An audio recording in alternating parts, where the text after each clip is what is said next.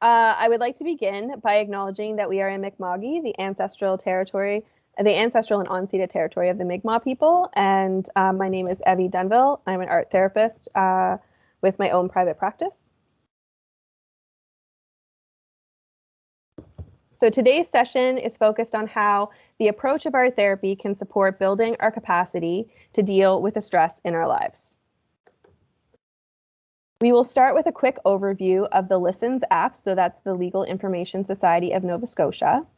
And then that will lead into an overview of art therapy and how the creative process can support managing stress, followed by a mindful art activity.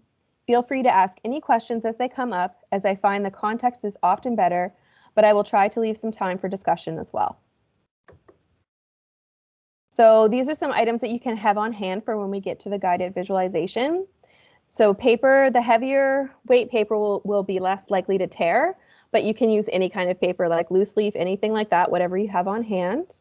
Some sort of mark making tool, such as colored pencils, oil pastels, markers, or crayons. Even a regular old pencil or pen will work. And then some suggestions, but that are not kind of needed to do the process, is an item that you can hold in your hand that has meaning. That can be kind of really grounding when you're working, when you're doing mindful body work. So you can have something like that, a tea light or a candle if you wish, just to kind of create a little bit of atmosphere. And if you'd like to have a warm drink on hand, I would recommend it be a non-stimulant, so uncaffeinated tea, just because when you're trying to get grounded in your body, if you're having caffeine, then that kind of is a little bit counterintuitive. So research shows also that doodling can help people focus and ease impatience, vent emotions, and even generate bursts of insight or new ideas. So definitely feel free to doodle while we're working here. There's not going to be a test on this afterwards, so you don't have to take frantic notes. And if you actually are interested in any of the notes afterwards, I'm always willing to make those available. So as I mentioned, the Legal Information Society of Nova Scotia, LISNS, they have launched the Safe at Work and the Safe Spaces apps to confront the issue of sexual harassment. The Safe at Work app is a campaign focused on how to keep workspaces safe from sexual harassment. This can also translate to our educational and personal spaces as well. And that would be where the Safe Spaces app comes in, which is a public awareness campaign that encourages and supports individuals to keep public spaces safe as an effective bystander. Both of these apps are available on the LISNS website, and there are 4 main themes that they wanted me to share with you today. First is the bystander training, which is about empowering individuals to help stop sexual harassment before it happens. Second is the compassionate listening help, which is a phone line individuals can call to speak with a trained and trusted compassionate listener. Third, there are up to 4 hours of free legal advice available for those who are affected by workplace sexual harassment. And lastly, there are free online art therapy sessions offered twice a month. Individuals may be referred by a compassionate listener, or they can self-identify by selecting the preferred session in the calendar on the site. All right, so before we get into the definition of what art therapy is, I would like to start by dispelling some myths. So myth number 1, that art therapists are just art instructors.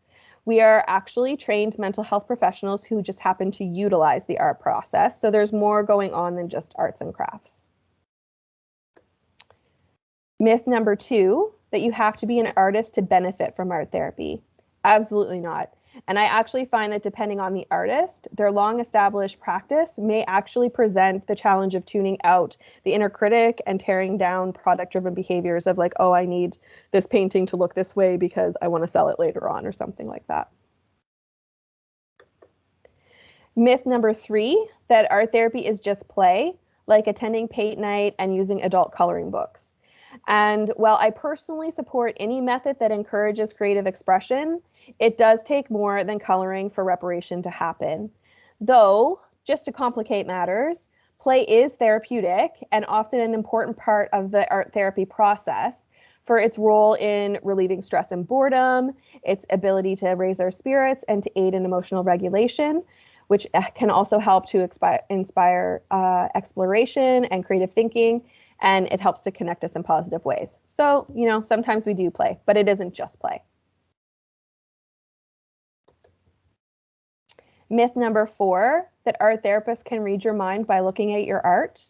No, absolutely not. But we are trained to notice patterns and observe behavior and to use that information to respond in a client-focused manner. So sometimes it might seem like we're mind readers, but we're not actually reading your mind. So that leads us to, what is art therapy? Art therapy is helping individuals of all ages and abilities explore their thoughts, feelings, and emotions, utilizing a variety of multisensory art materials and techniques. Okay, but what does that mean? I believe that the Rupi Kaur poem breaks down the jargon and unintentionally, I don't think she was talking about art therapy when she wrote this, describes how to approach the art process. So your art is not about how many people like your work. Your art is about if your heart likes your work, if your soul likes your work. It's about how honest you are with yourself, and you must never trade honesty for relatability. So in a traditional art therapy session, each client would begin with an intake where the issues bringing them to therapy are presented and discussed. And then each subsequent session traditionally begins with a check-in where intention and goals are established, followed by a time of creation, and then wrapped up with a reflection on the process. So to explain that a little bit further, art therapy is a trauma-informed, client-led approach focused on creating art as a symbolic representation of our lived experience, making meaningful representations of emotional, social, or physical challenges. To quote Elizabeth Braun, art is not always about pretty things. It is about who we are, what happened to us, and how our lives are affected. The therapeutic space is enhanced by layered communication. Talk is not the sole focus or purpose. There is space for quiet, and the art created stimulates the discussion.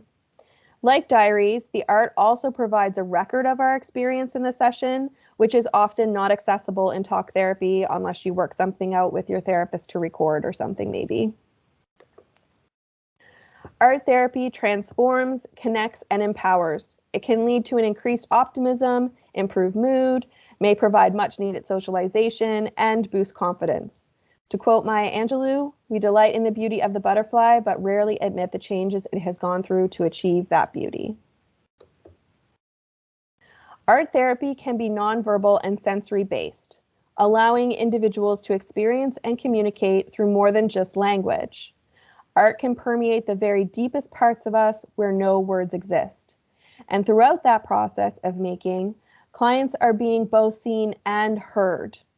This nonverbal aspect can be especially impactful for those who have lived through trauma due to the nature of trauma's impact on the speech centers in the brain and the way that traumatic memories are both stored and processed. Can I stop you just there for a second? Yeah. I think that's particularly helpful for ECEs because we're often working with children who are nonverbal. And even if they are verbal children, sometimes nonverbal is their go-to coping mechanism when dealing with trauma or just, any type of anxiety, really. So yeah, I find that that's particularly applicable to our situation. And I would also add that just because a child has language does not mean that they're necessarily going to have language around what has happened to them. So that can even lead to more in that sense as well. Yeah. All right. So that can lead to an increased self-regulation. The process is effective in improving mood and integration, really internalizing the learning in sessions with a deeper sense of knowing. It enables individuals to actively calm their body and mind and to increase their ability to focus. Through the act of making the art and discussions around the art and its process, individuals can create meaning. Potentially the issues that have brought them to therapy may have occurred pre-verbally when they were really young, or maybe the experience is just beyond their ability to express. Art therapy creates the environment for storytelling and can aid in building a narrative around the experience, giving language to those to what they have experienced. And it can be a very slow and safe means of releasing internal trauma. One more interruption. Yeah. Yeah, I find also because I'm a talker and I like to talk too much, and sometimes I over-explain things. So I feel like for me, it's particularly useful to have the art sift through the nonsense of my ramblings sometimes as well. Right. Like, so it can do that opposite of giving language. It can actually help synthesize the language. Yeah. Yeah. Yeah, definitely. So this is a very dense infographic. I don't expect you to try to read it all, but it illustrates that the creative process activates our whole brain. So all parts of the brain play an integral role in the act of creating, responding, defining, and interpreting the symbolism that is inherent in the art. So it's not this kind of like right brain versus left brain sort of situation. Art therapy is based in relationship, just as human growth and development are fostered in a relational environment. Creative expression on its own can be a release, but it is not a guaranteed cure. Oftentimes on our own, we may become lost in the release of emotions, unsure how to regulate them. Having a trained professional, one that remains trauma-informed and client-focused, helps us to navigate our way through those emotions. And lastly, because art therapy is a mindful, intentional practice held by a trained therapist, we are safe to release, to let go, and become grounded in our body, sinking into a deeper sense of presence and awareness. It is only when we look with the eyes of love that we see as the painter sees. That quote's by Henry Miller. For the most part, we are our own worst critics and often judge ourselves more harshly than we would another. When we see our own experience reflected in the art, it can increase our understanding of the experience as well as our capacity for self-empathy. Like the Japanese art of kintsukuroi, of repairing pottery with gold or silver lacquer, this framework is based on the intrinsic value of reparation and integration, not denying the fragments of a damaged self.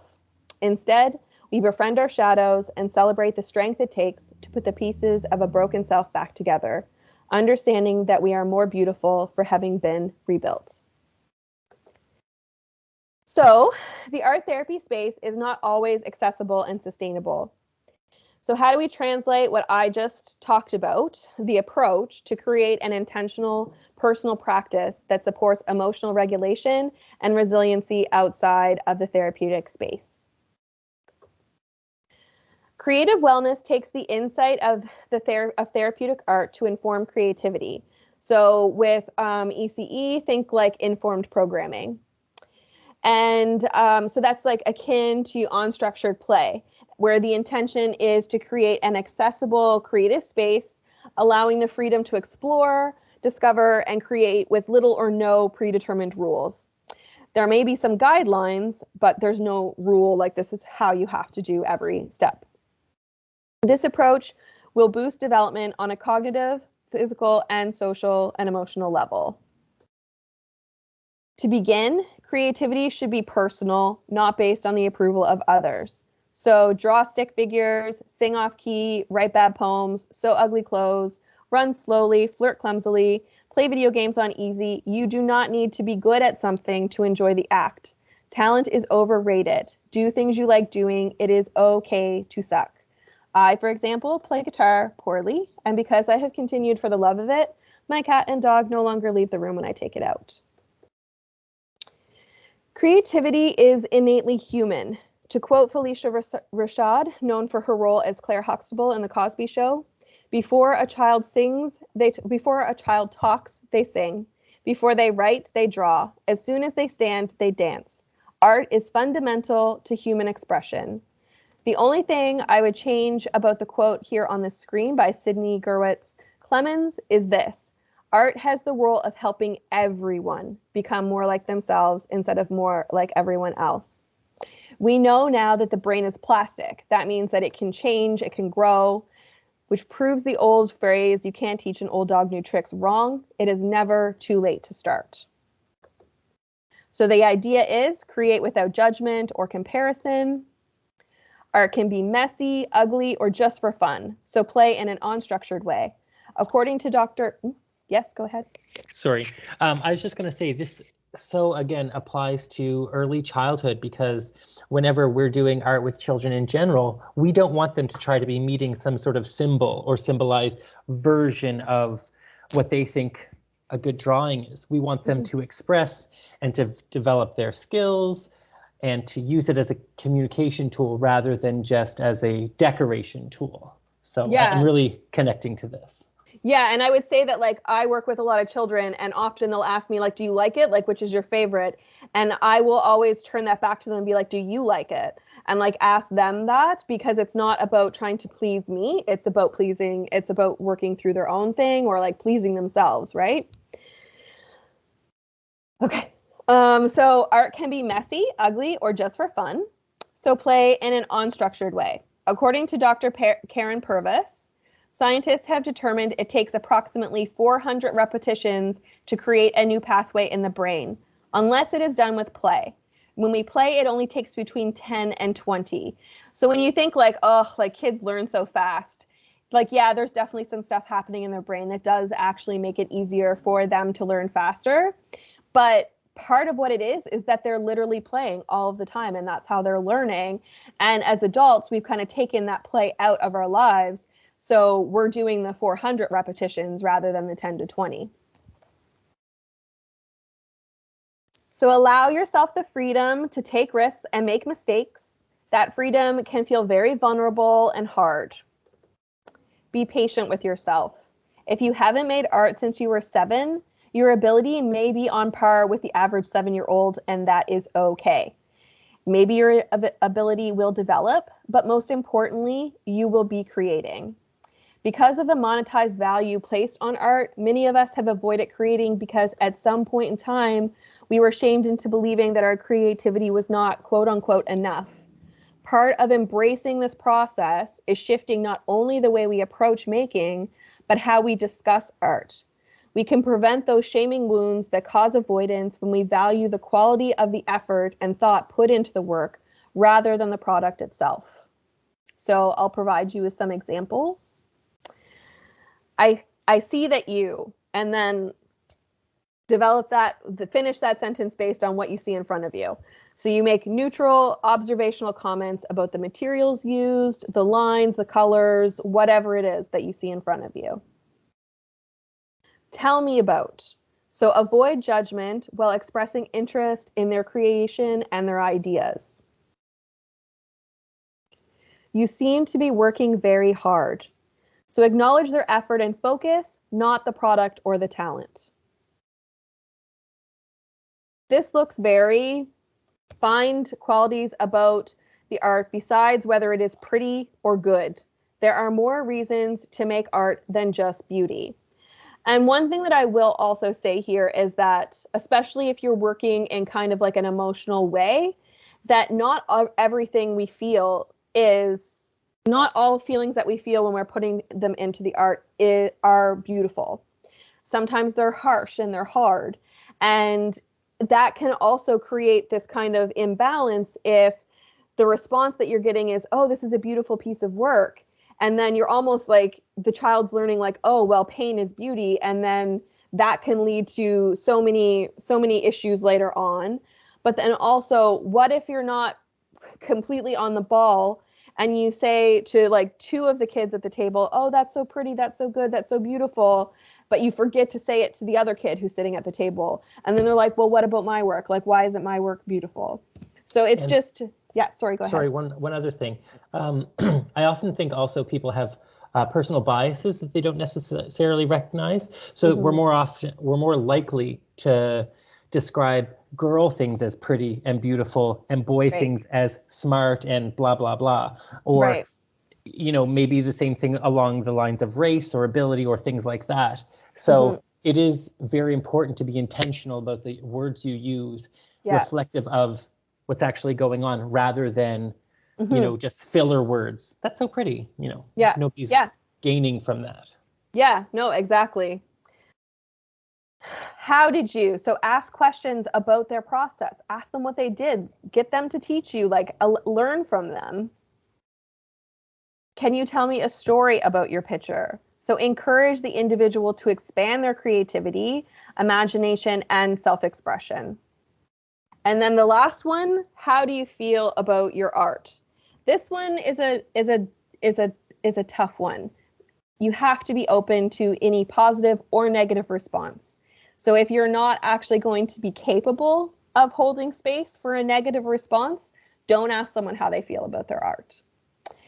So that leads us to where we're going to talk about capacity.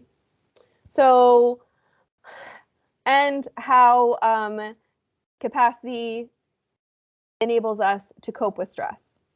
So as a rhetorical question right now, how do you build up your capacity? We cannot pour from an empty cup. If we are feeling low, how will life stresses impact us? Having capacity kind of works like a volcano. In normal circumstances, most individuals will regulate at about 30%, where the activity is all happening below the surface.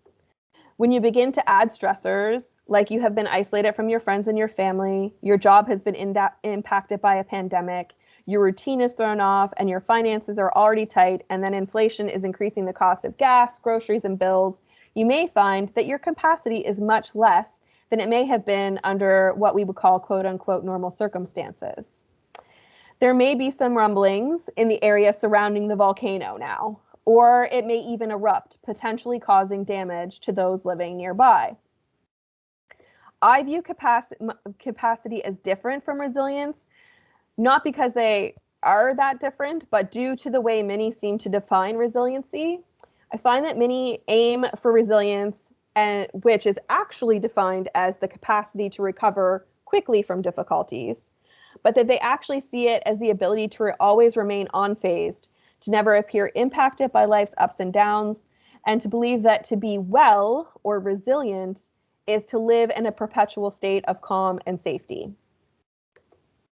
However, that is not attainable. Capacity allows us to fluidly move from through states of adversity, risk, adventure, or excitement, back to safety and calm, and then out again. Stress is not actually bad for you, but being stuck in stress is bad for you. Resilient capacity is key to holding space for a range of emotions, for both ourselves and for those around us. Resilient individuals have increased capacity for empathy, better boundaries, and the ability to complete stress cycles, which I'll explain in a bit, and move through emotions rather than getting caught up in it all. Often, knowing when to give up is instinctual.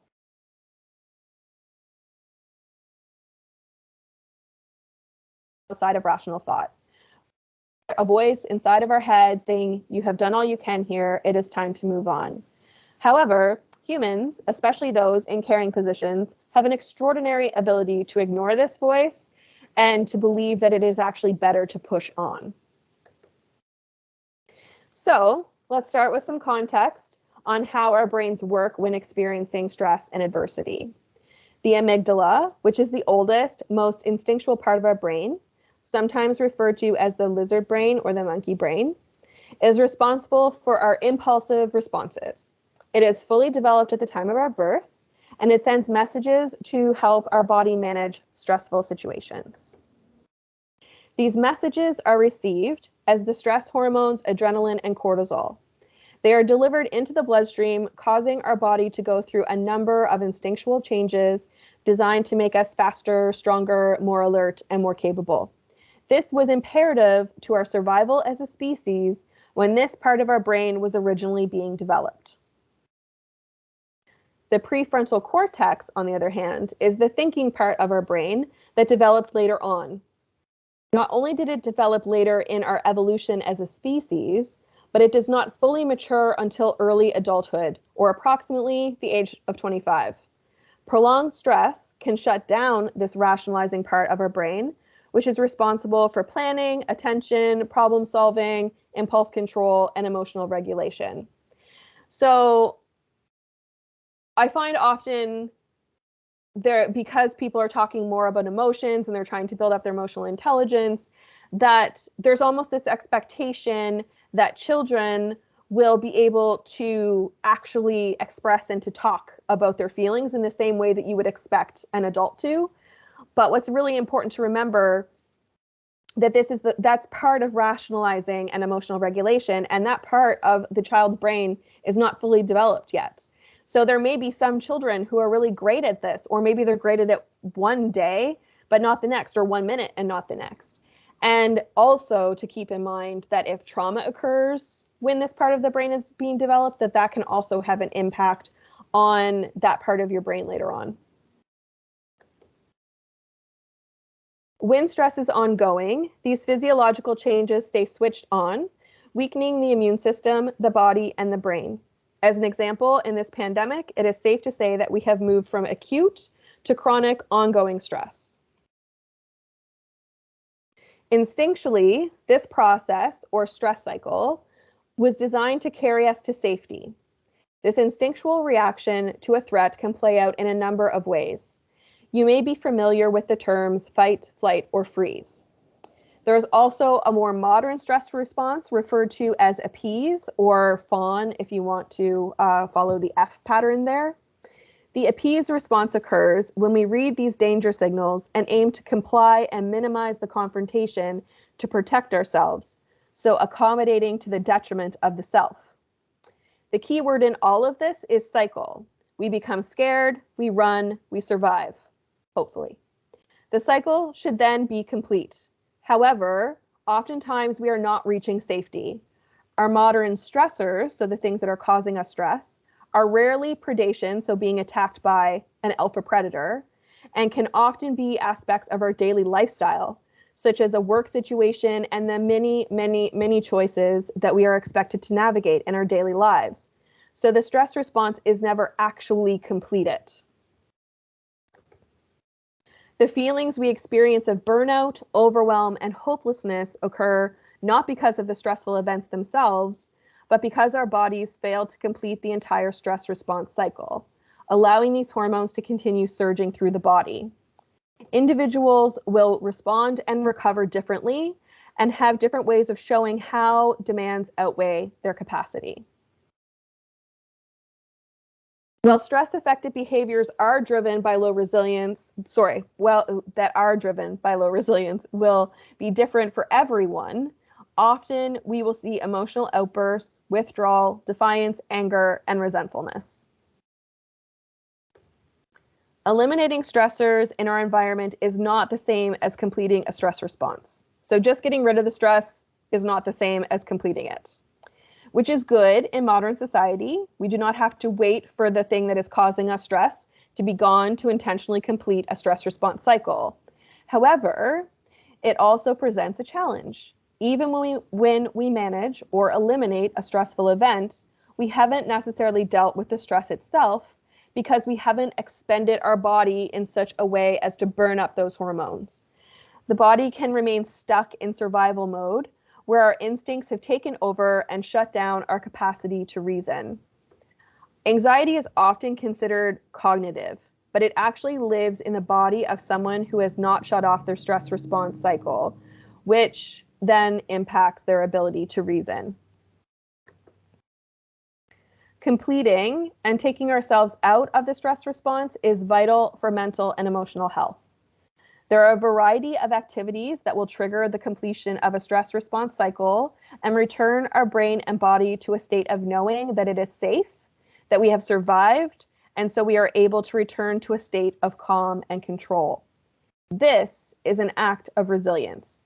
We can use emotional releases such as creativity, laughing, and crying, and physical releases such as exercise, hugging, and I mean a full hug where you feel that internal shift in your body, not just like a quick press, and mindful breathing. So 2 of those we'll explore in a little bit. And I would also like to add here that a lot of people have experienced a lot of stress in their lives. So when you actually start trying to like incorporate completing stress response cycles into your daily routine, it will take a long time, potentially, maybe not, but it will take more than just one time to actually feel like, oh, that's amazing, I feel completely better. There might be like an immediate like, oh, that was great. And then, you know, like in another hour or in 2 hours or the next day, like the intrusive thoughts come back. And that just shows that there's still more stress that needs to be worked out. So it's not that you haven't actually succeeded. It's that there's so much stress going on that this is something that has to be constantly a part of our lives. Resilience is the capacity to activate our prefrontal cortex and calm the amygdala, so that instinctual part of our brain, which reverses the physiological changes happening in our body, stopping the flow of hormones, and expanding our ability to recover, adapt, and problem solve. It takes time for us to build this capacity. Like muscles, and there will always be good days and bad days. Resilience is a fluid and intentional lifelong practice of completing stress cycles, ensuring that we can always find a way to reach safety and calm and are therefore able to rest. There are tools that can help increase our resilience that echo those actions which can help us complete a stress cycle. So, as I mentioned, establishing routines is vital. It creates structure. When we know what to expect, we can create a plan. And that doesn't mean that things will always go according to that plan necessarily. But remember, this is a fluid practice. So we're building our capacity to recover and to adapt those plans when we need to. I have something to add there. Yeah. So again, in the ECE field, this very much connects to our practice of, setting a schedule with the children. And it's not that we're going to do that schedule. It's that we know that that's the normal run of things. And if we do something else, it kind of replaces, but we still go back to, we will still have lunch. We will still play after lunch, and mom and dad will come at the end of the day still, even if we go for a walk, because that routine is in place. You know that mom and dad are coming because that's the routine. Just because you veer off, it doesn't mean nothing is happening anymore. So yeah. Yeah. And there's also like, it's also really good to include days like that where things do get thrown off completely, because it is really important when you're helping us in the early childhood field, when you are helping these young brains kind of figure this all out, that you show them that sometimes everything will get thrown to the wind. But that's okay, because you can cycle it back, right? So exercise is also really important. That allows the hormones to burn up and to run their course. The other thing that's kind of physical that people can do if exercise is a challenge, maybe because of physical limitations, is to like lay on a bed, and to go through the body and to tense the muscles really tight, so like start with your feet and just move up the body and kind of like tense and then release, and tense and release, and kind of to do that. And that actually can kind of activate that same sort of response. Like if you've seen like, or heard of, like when a rabbit will freeze when a eagle is flying over top. And then once the danger has gone, they just kind of like shake their whole body and they go, right? So that's kind of like, by doing that stress release, tense release thing, you're actually kind of doing that part of it facilitates that, I guess is what I'm trying to say. Can I just say something? Yeah. That's really interesting. I started therapy when I was around 8 years old, and I am recognizing now that's what my therapist asked me to do. So at nighttime, when my anxiety would get quite high, I would lay in bed and I would go through each muscle. And at 8 years old, I mean, I felt very, active and energetic, but it was interesting to focus on each part of my body, going through those things, because that was the only time in my day that I would do that. And it definitely had a significant impact on how I felt while trying to go to sleep. So thank you for Yeah. And even what you just said there about it being before you go to sleep, like sleep rest is such an important part of the whole stress cycle. So if you're not getting proper sleep, it has such a detrimental impact on your body. It's like actually worse for you than so many other things like obesity, everything else. Like actual like lack of sleep and stress is worse for you. So doing one of these practices before you go to bed is so important, because then it allows you to kind of go to sleep with that feeling of safety. So yeah, thanks for that. Thank you. Mm-hmm. So we all have something within us that gives us meaning and that makes us feel connected or gives us purpose. This connection or attachment is a key part of resilience. It can be with friends, with family, and even work. And this attachment can both support and enable our growth, or it can erode our resilience when it is misplaced or abused. Which is why resilience and attachment must be fostered in relationships that we can rely on, avoiding an uncompromising independence. Exposure to caring environments creates the safety required for us to be vulnerable and to ask for help. We need both connection and autonomy. That is not a contradiction. Humans are built to go back and forth between connection and autonomy again and again. Hope does not mean toxic positivity and a denial of reality. It goes hand in hand with reframing. So with the example of my client, using the term survivor rather than victim is a hopeful reframing that does not deny the lived experience. Mindfulness is very hard to achieve when our body is in an active stress cycle, where the access to the rationalizing part of our brain has been cut off. To a lot of the individuals that I work with, the idea of mindfulness seems like a privileged term. Their lives have created barriers impeding their ability to reach the state of regulation and vulnerability required to practice intentional mindfulness. It can still become a learned behavior despite these environmental barriers, but it may require more effort to reach that state of pause and to ignore the things that happen in your head. To be mindful, we have to believe, we have to know that we are safe or that we can reach safety. We can do that by recognizing and enabling our unique protective factors. Shifting our attitude toward the stressors in our lives requires personal reflection and awareness and acceptance that we cannot control our environment. We are responsible for ourselves and we can only control our own response. This thoughtful examination of stressors allows us to determine what we can manage, balancing how we can grow by leaning into challenges while remaining safe by withdrawing from a threat, and realizing that we may need to remove ourselves from that environment. So how are you responding to a situation? There is a difference between reacting and responding. One is instinctual and can often be fed by those behaviors affected by our low resilience, so emotional outbursts of anger, defiance, and resentfulness or withdrawal. The other requires thought, that self-reflective pause where we dismiss the sticky thinking traps and determine if our actions are helping the situation or making it worse. Self-awareness is insight into and integration of our lived experience. Checking in on our thoughts and emotions takes intention and a pause for reflection. Many of us have grown up in a world where we have been taught to ignore our own needs. That's how we were taught. We don't even notice that we're ignoring our needs. Our bodies are sending us all kinds of signals, but we live from the neck up, only attending to the noise in our heads and shutting out the noise coming from the other 95% of our internal experience. So developing self-awareness feeds our ability to de-escalate and to self-regulate, and this is required to actively take ourselves out of the stress response cycle.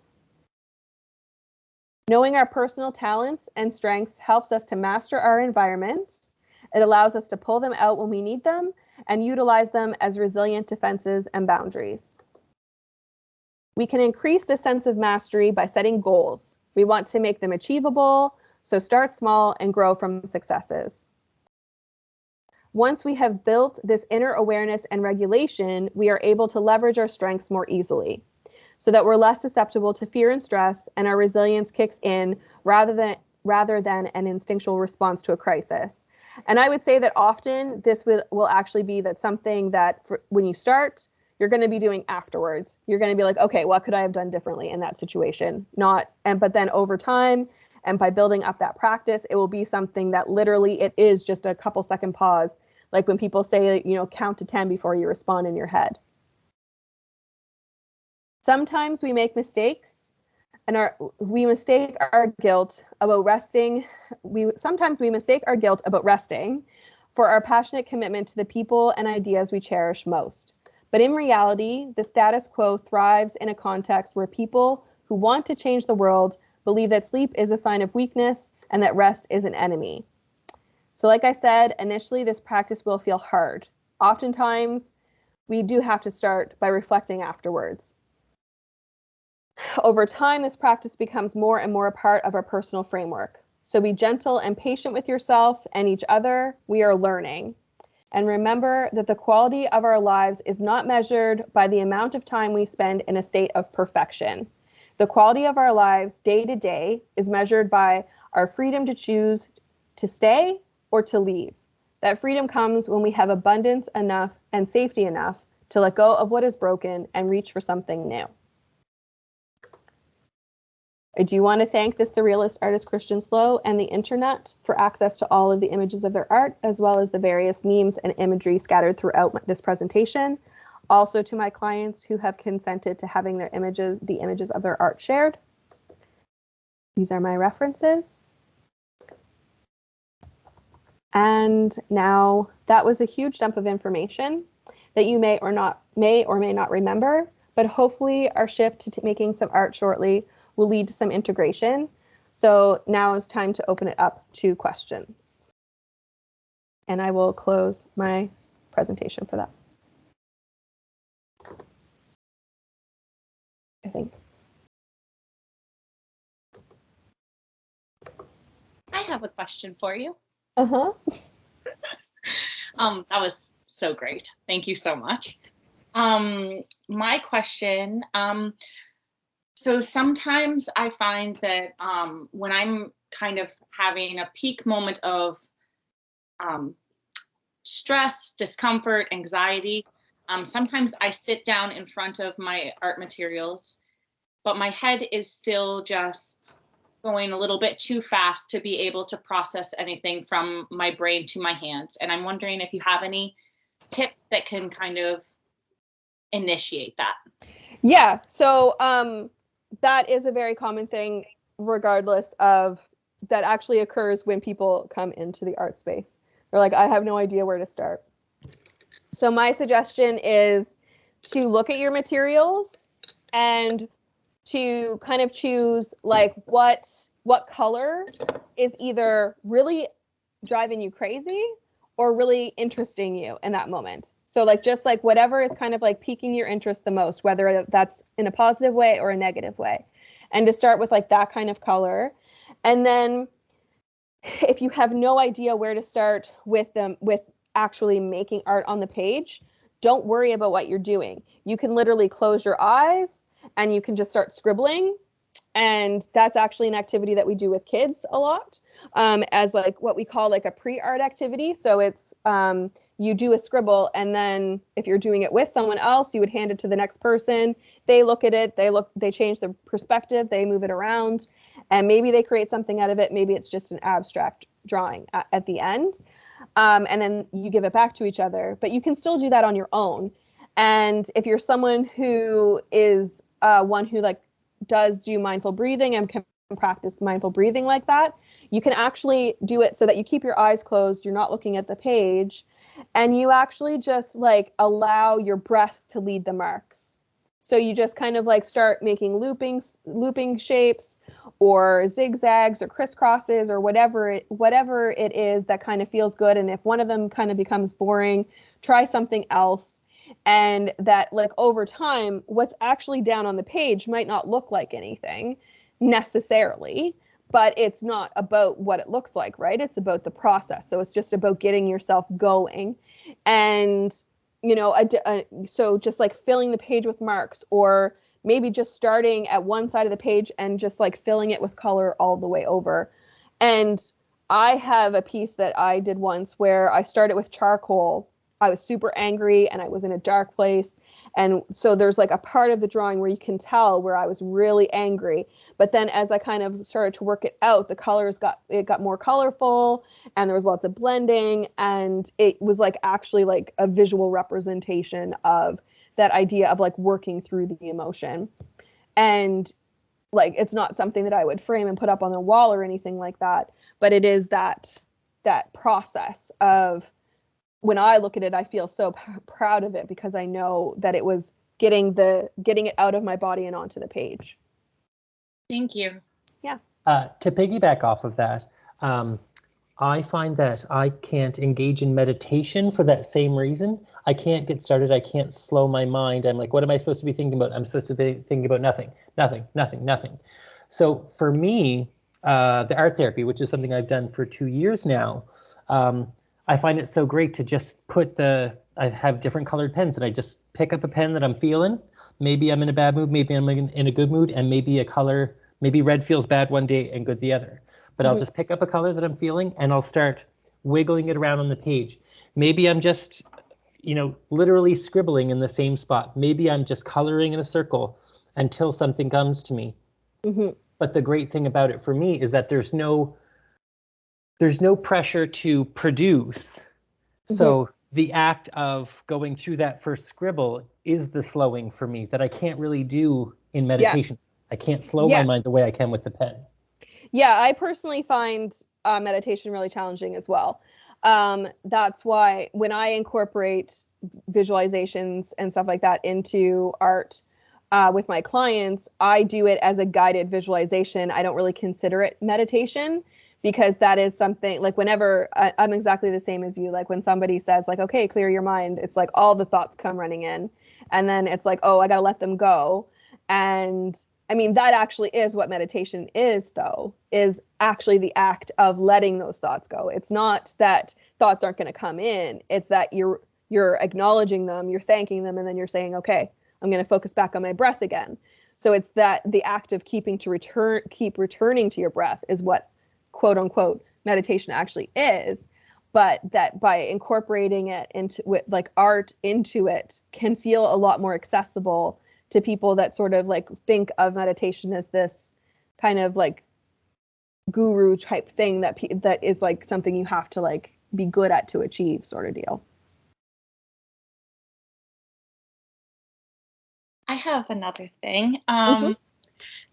Earlier, you had mentioned about when you ask, how does your art make you feel, and be open to the negative as well.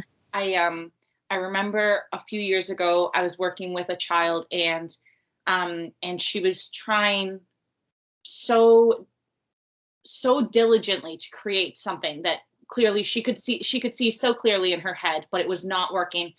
And every time she would make the mark on the paper, she was getting more frustrated. And of course, as an educator, I was feeling very uncomfortable. I kind of wanted to, spare her that or build her up, which I knew at the time was not necessarily an appropriate response. But I'm just wondering, when you do see that, when you see a child being hard on themselves, or someone being hard on themselves while they're going through this, without just shutting it off or trying to remove or erase their feelings, how do you respond to someone in that situation? So often I would ask why it's so important to have it look a certain way. Like, why does it have to look this way? Can't it look a different way? And because sometimes part of what it is that there's this idea of how it's supposed to be visually represented. And like, for example, I was working with a youth once who was complaining that the trees in their painting looked wonky, and quote unquote. And I was like, well, like it looks like normal trees to me, because when you actually look at a tree, like they rarely are a uniform perfect tree. Like there's a reason why like Christmas trees are like a whole thing. Like there's so many of the trees that grow that don't get chosen. And like that, so is it possible just to kind of to sort of work with them to figure out why it has to look that way? And if that is not accessible, if that's not something that either you can hold the space for or that they even can articulate, it's like, well, maybe try redirecting. So let's look at some magazines or something like that for some collage images, because maybe it's not necessarily that you have to actually physically represent it yourself. Maybe you can find a picture in a magazine that you can cut out that can be a representation of it. So it's not, because oftentimes that kind of like that control that it's control that is happening in that moment. They need to control it in some way, and that control is unhealthy. So it's either working with why there's a need to control or redirecting the control into something else. So finding a different way to represent it instead. Thank you. Is what I would suggest. Yeah. Yeah. Yeah, it's kind of like that difference between expressing through your hand versus expressing a message. You know what I mean? And figuring out what it is that that child or that person needs in that moment. Do they need to express it through their hand? Maybe they do. But if that's the really frustrating part, maybe expressing that message through a different medium is really what they're focused on. Yeah, and even what you just said there, like if they're like, well, it needs to look this way, be like, okay, well, show me with your body what it needs to look like. Yeah. You know, like to try to like bring it out in a different way so that they can still express it in some form, but that it might not actually, because they might not be able to actually achieve, like there might be physical limitations, there might be media limitations, like whatever it is, like the materials themselves might not be capable of creating what they're trying to create. So finding a different way of getting it expressed too is another way. I guess that's why it's really important. I mean, specifically in early childhood, to have a variety of art materials and mediums available. You know, you can't just have pencils and paper. We've got to have the Play-Doh. We've got to have the, you know, the small pieces, the collage materials, the glue, everything, so that when the pencil fails them, when they get frustrated, they can reach to something else that can work. Yeah, and like what you're talking about there with like Play-Doh or clay, plasticine, like those sorts of things, those can be really good for getting out the frustration, because they will absorb the impact and then they can just be ground back up into a ball, right? Like you don't have to you can create something with it, and yes, you might destroy it, and then that's the accident, but maybe sometimes what you need to do is destroy it afterwards. So being able to like have something that's really flexible like that. I mean, I encourage that with sometimes with art that's created in sessions, like it can be very hard for the individual to look at the art afterwards because it has been such an embodied work of emotional expression. So then trying to like navigate what do we do with the art now? Do we fold it up? Do we rip it up? Do we put it in a book and we can maybe look at it later?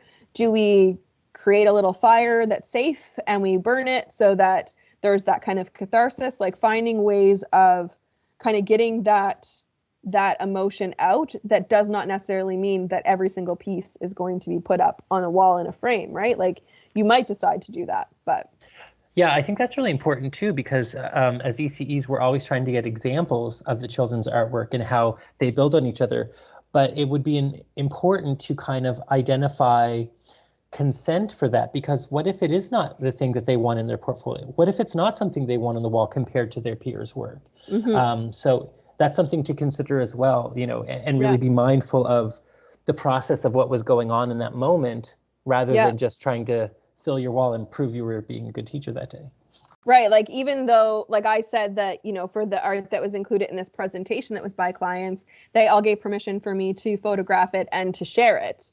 But before I take a picture of anything, even if I've asked them already that day, even if I've asked them the last session and they've always said yes, I still always ask for permission before I document a client's art, because today might be the day that they're like, no, I don't want that. I don't want you to do that. This one's not good.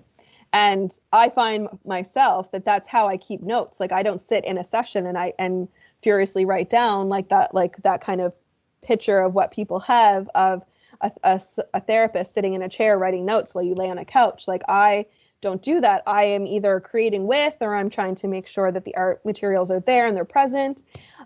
So I go back afterwards and I sit down, and often what I'll do is I'll have a photograph of the image that will help me to kind of like remember what the process was, because by looking at the art, I can usually remember, okay, this is what they were thinking when they were doing this part, or not thinking, but this is how they were emoting at that moment, and then maybe how that compares to the conversation afterwards that we had about the process and what they expressed that they were thinking. And so having that visual representation is how I kind of remember afterwards, but that might not be something that the client's always going to consent to. Well, I'd just like to thank you for the great presentation. It was wonderful. And I believe you have an activity for us next. Yeah. So I will put, just for the materials, I will share the screen just one more time. Potentially.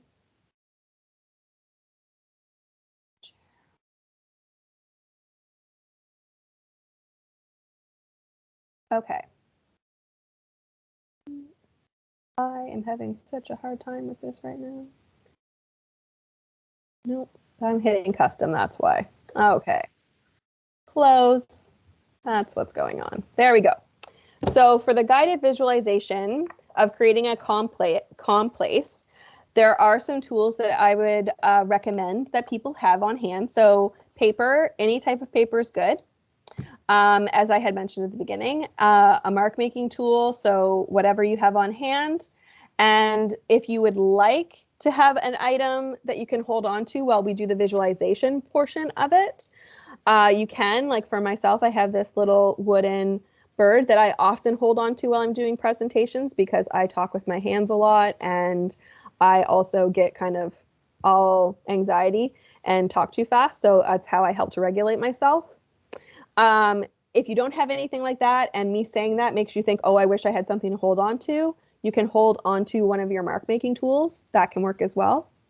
You can have a little tea light or a candle to light, just to kind of create some ambiance for yourself. And if you'd like to have a tea or something to drink as well with it. So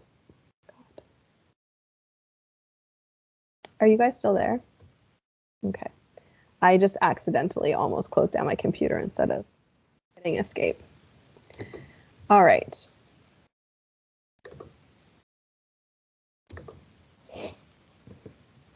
Okay. So now I'm going to begin to share with you the visualization. It will take a few minutes for me just to talk through it. So don't feel as though you have to be ready to create at this moment. We'll do a little bit of a process, and I'll talk you through it, and then I'll tell you kind of like when to kind of get started on that. And yeah, so did you want your presentation up while you're doing this, or not? It's just kind of open in PowerPoint. Oh, it is? I thought I turned it off. Thank you for telling me that. Yeah. Now I got to figure out how to do that. All right, just a second.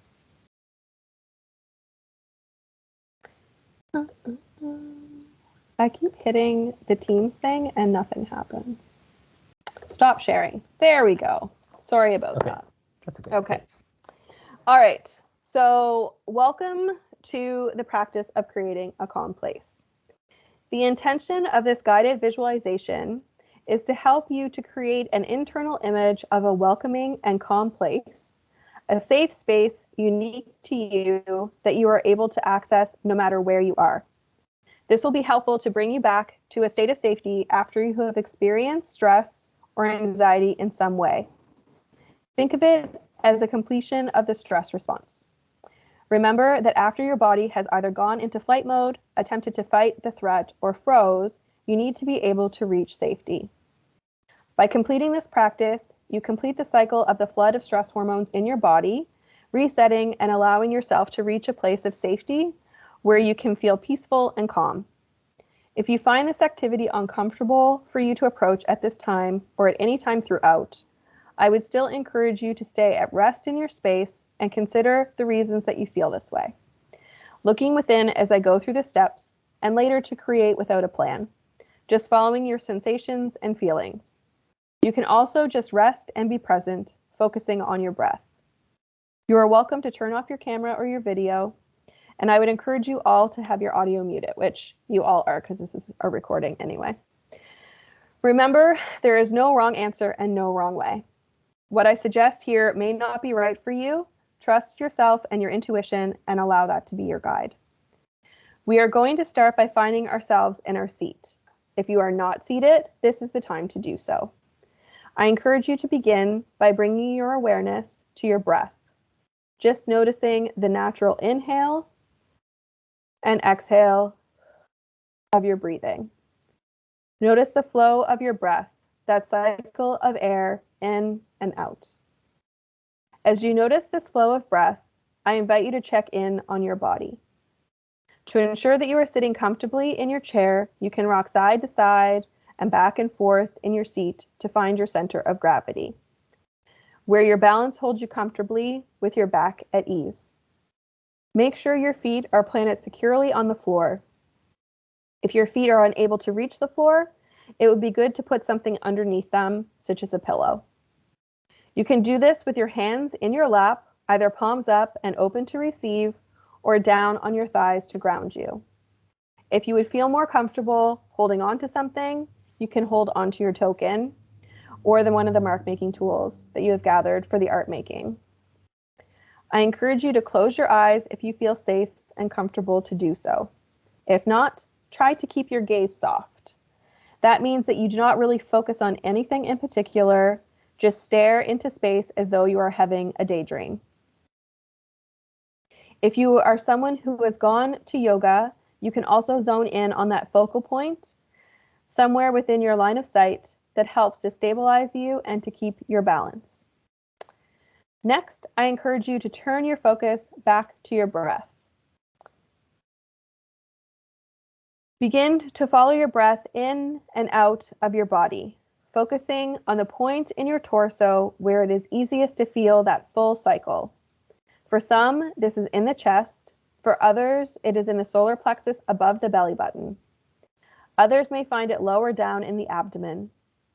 Rest your awareness in these different areas until you find the spot that feels the most natural and comfortable to focus on, where you can clearly feel the cycle of your breath. Rest with the sensation of your breath flowing, using it as your mindful focus. See if you can notice as your breath flows through its complete cycle, all the way in and all the way out.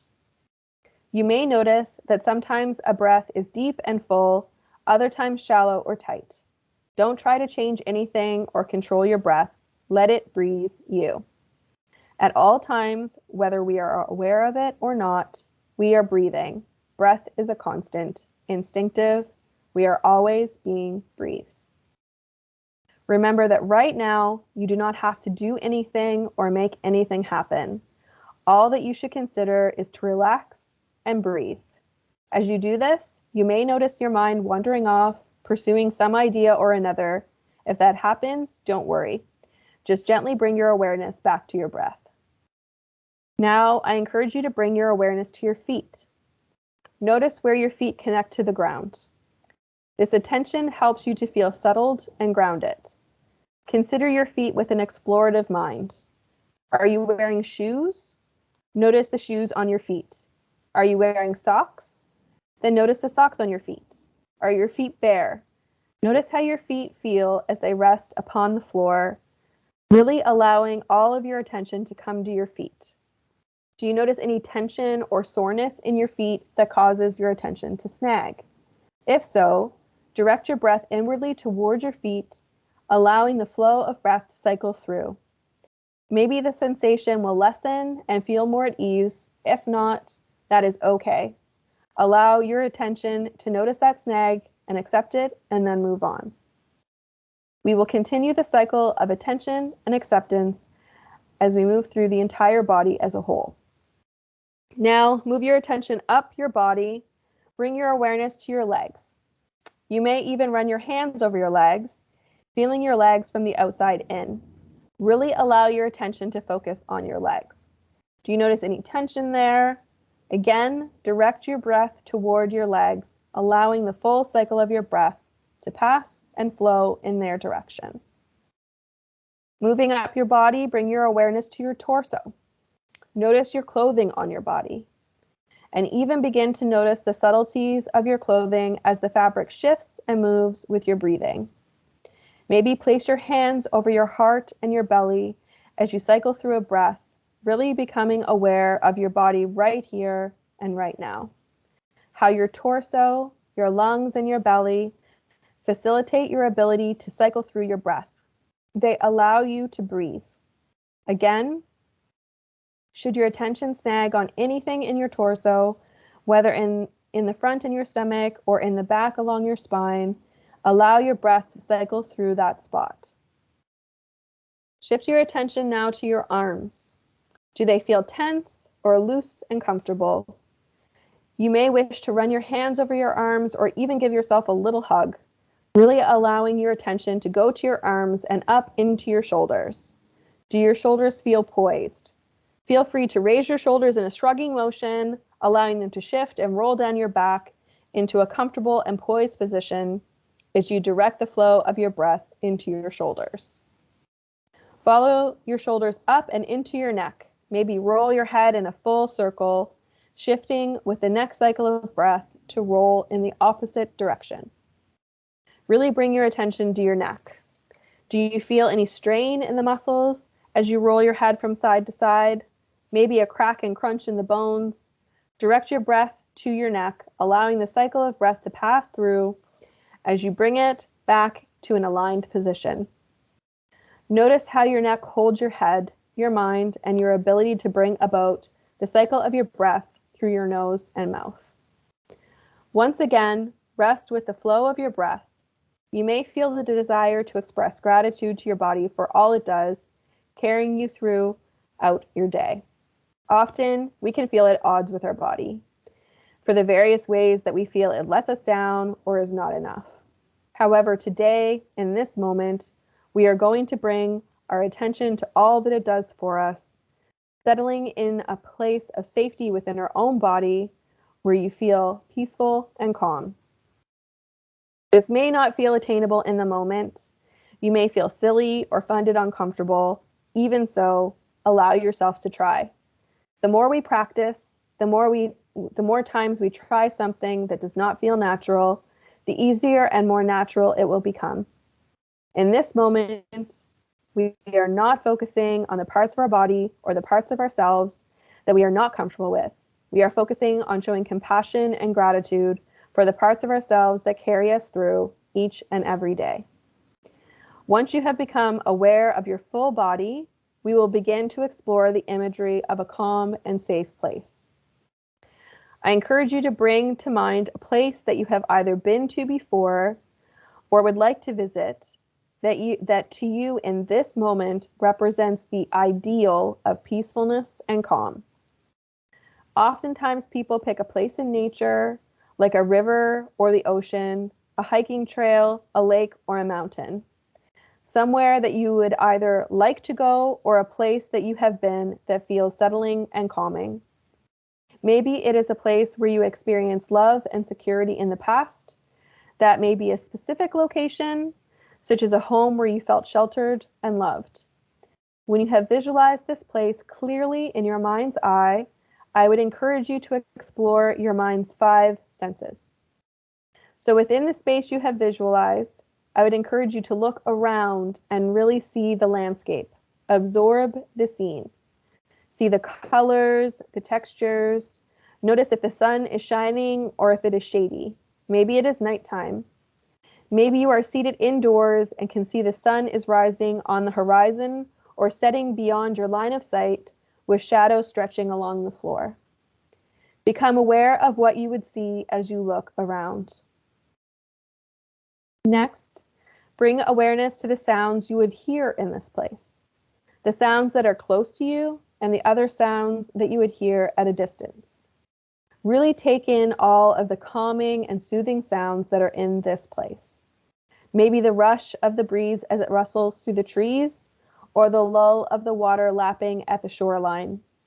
Maybe there are birds singing, a cat purring, or a clock ticking. Maybe there is a soothing rain falling and you can hear the drip and drop of each raindrop as it lands on a window or a leaf. Next, I encourage you to take in any scents that are in this calming place. If you are at the beach, you might smell the salt water, the sea air, suntan lotion.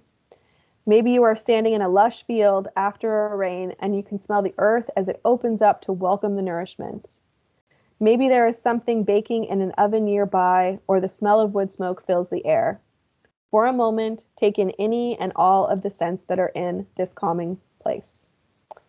Now, I encourage you to take a moment and imagine what this place would feel like on your skin. Are you under sunlight or in shade? Is it warm and humid, or is it cool with a brisk wind?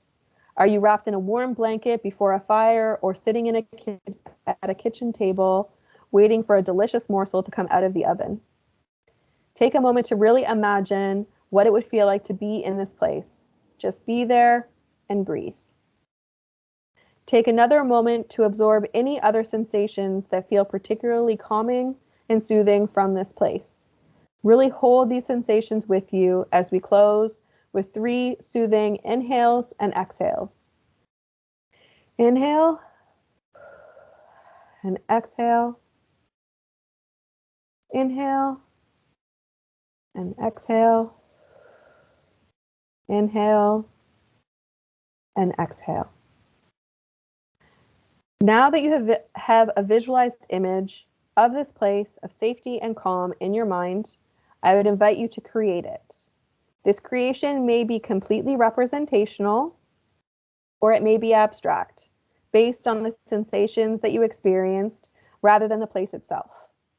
Maybe just a token, one item of the space that will remind you of the entire experience, like a souvenir.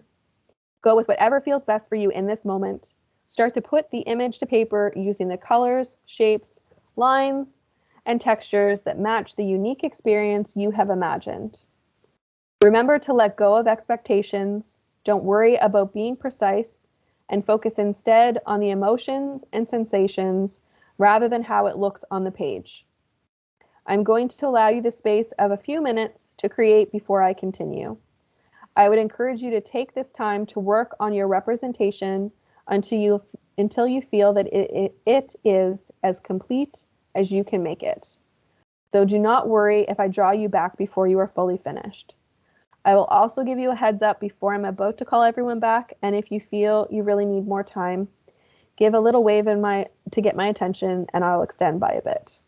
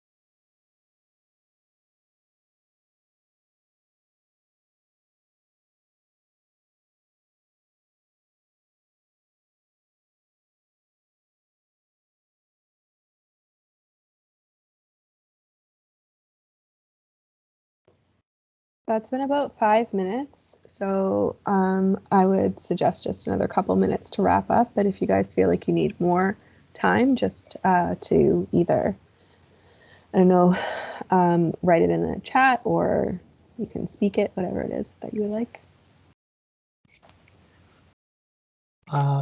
I'm pretty good. I feel like if there are participants watching this, you could pause the video if you want to take a little bit longer, and then just reconnect when you're ready. Okay. I'm also good. Okay. How are you feeling? To the last person, and I don't want to say the name out loud because it's just okay. I'm feeling great. Okay. All right. All right. So now take a moment to come back to a pause. You may have finished your image or just taken a pause in creating. Take a deep breath and really look at what you have just made. Just observe it. Really look at the image. What do you see? Now that you have stopped, what do you notice? Maybe try shifting the perspective, turning the angle of the paper, noticing if any new insights emerge. How does it feel to look at this representation now on paper rather than visualized in your mind? It is okay if the work is not finished. We are all works in progress, and the intention of this time was to create a reminder of that mindful process, like writing a quick note to remind yourself of something later on. If you can, close your eyes and imagine yourself within your creation. Does the representation help to bring you back to that place that you were in previously during the visualization process? Is there any message that this place has to offer you, whether a memory of a time in your life or a place that you aspire to reach? If you feel a thought come to your mind, write that down. It may not feel significant in this moment, but it may reveal itself to mean more at another time.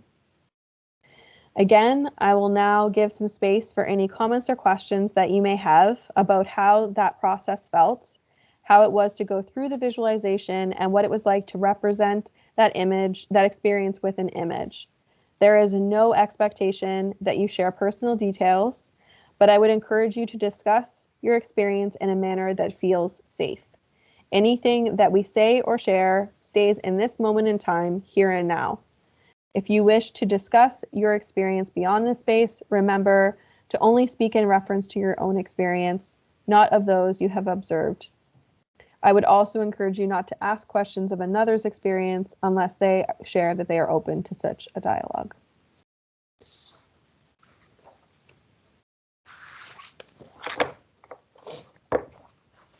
I felt that your words really primed me for this, more so than I have previously. Just that going through the body and appreciating the body for what it does for us, and that going through those breaths really kind of centered me with a perspective on my happy place, I'll call it.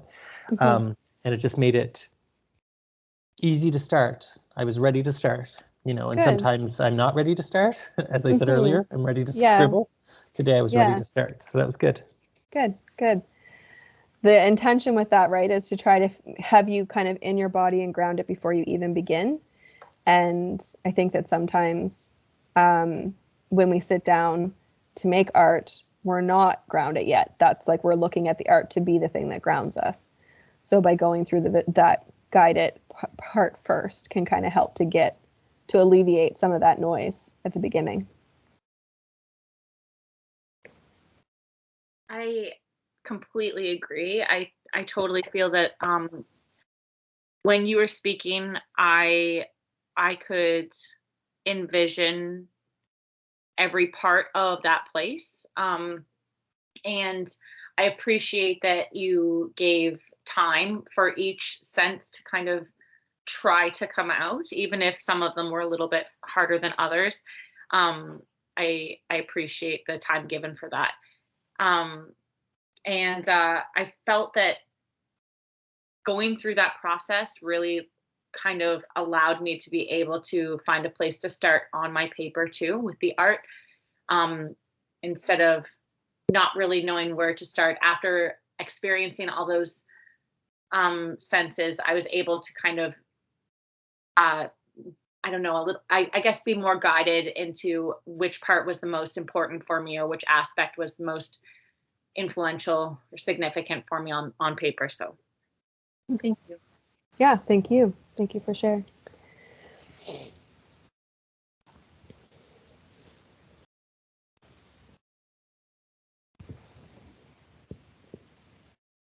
All right. Well, that, unless there's any other comments or anything, that is all I have to share for today. I will just for a second share. Was somebody about to talk? No? Okay. I'm going to share my screen just because there is a survey that the Legal Information Society of Nova Scotia would appreciate if you fill out for participating. And don't feel any obligation, but this is the thing, and I can attempt. I think I can not even attempt. I think I can be successful at putting it in the comment section. And this, if you want to do like a screenshot or something for the individuals who are watching this later on, if you have any kind of questions or comments or anything like that, any kind of follow-up that you would like to address with me, there are a variety of ways that you can reach out, and feel free to do so.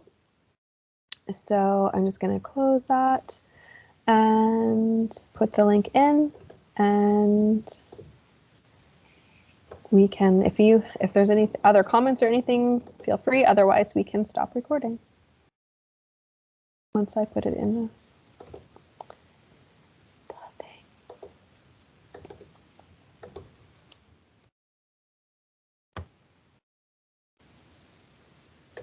There, it's in there now.